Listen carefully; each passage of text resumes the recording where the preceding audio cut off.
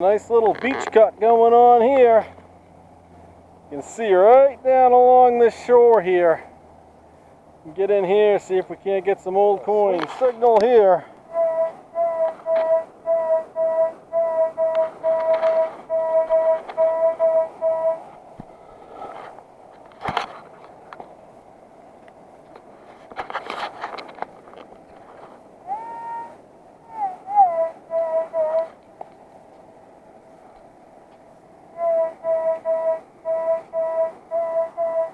And it's a piece of crap.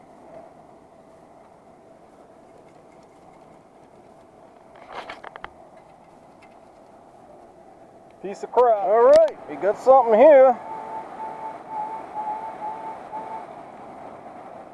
Something over here. See what we got. Aha! Ooh, that's a heavy one. The little bail's on tack, a little bit of, oh, maybe a little silver, maybe. I'll check that clasp over. Yeah, these earrings can be tough, and you want to check the clasp over. I see some rust on there, so that's not a good sign, but I'll check it over anyway. You never know.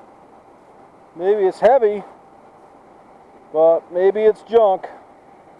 Little something, a little bling to sing. This is the Excalibur 2, one of the best water machines you can get. Some guys hot rod these. They'll put a pinpoint switch on them down here.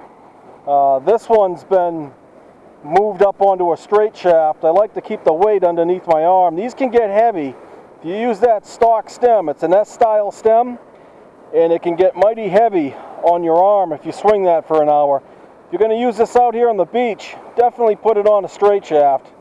Anderson has a great straight shaft, and there's other companies you can get them from. You get a generic one. Some of the guys, though, like I say, I've seen them online. Tony Eisenhower and Ron the Silver Sniffer. I know they put a pinpoint switch on one of theirs, and not a bad idea. The pinpoint's over here, and it can be a pain in the ass switching it back and forth. So by moving that switch over here, it becomes much more easier. Another thing is, if you're doing a lot of freshwater hunting, and you don't want to spend the money, these are $1,500. You could probably get away with a Surfmaster a white Surfmaster 2. It's a VLF machine. Works superb. I've had superb luck in the fresh water with it. Out here in the salt water, not so much. But it's a great freshwater machine. Pretty good deal. Like I say, this thing probably the best you're going to get in this. If you're going to go out into the surf and you're going to do some water hunting. Legend and lore on these, the earlier Excaliburs, they had a real early version with blue headphones, and it had the original Sea Hunter coil on it. And I was told that that was probably the best machine ever made, and it was real sensitive. They're still around today. They command a premium on eBay. You can find them. I've never tried one. I've heard they work really well, though. So, but like I say, I'm an Explorer 2 guy. I like the earlier Explorers. I've had luck with them. Had luck with this. Have great luck with a CTX. So it's to each their own, really. But if you're going to do water hunting, you're going to be in that water up to your neck or shoulders, definitely get into a Excalibur 2. I'll recommend it. And if you're doing freshwater, I'm going to tell you right now, and you don't want to spend the money, get a White's Surfmaster 2. It's a VLF, great machine. I've had superb luck with those. up in the freshwater lakes. A coin over here.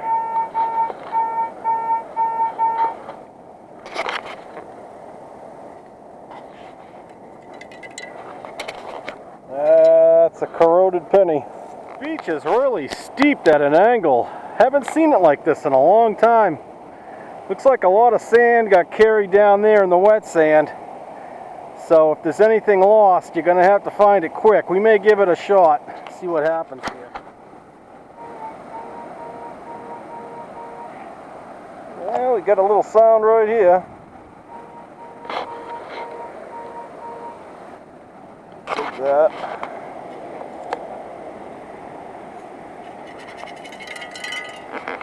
Yep, another quarter.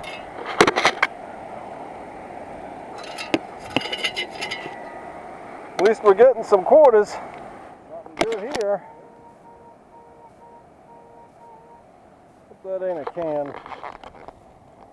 Sometimes you can feel it, and you can feel the can when you're digging it. What I do is to try to get around cans. I can feel it with the tip of that scoop when I kick it in with my foot. Now I just felt that, and I'm pretty sure it's a can. Now let's see if it's true. Yep, see? And you can feel it. When your scoop hits the tip of that can, you can hear that aluminum crunchy sound. Feel it moving around. I'll pull that scoop out and I'll move right over to the next hole. And what I'll typically do is I'll leave that on top of the ground, and they'll pick that up, fill in the hole, and they'll pick that up.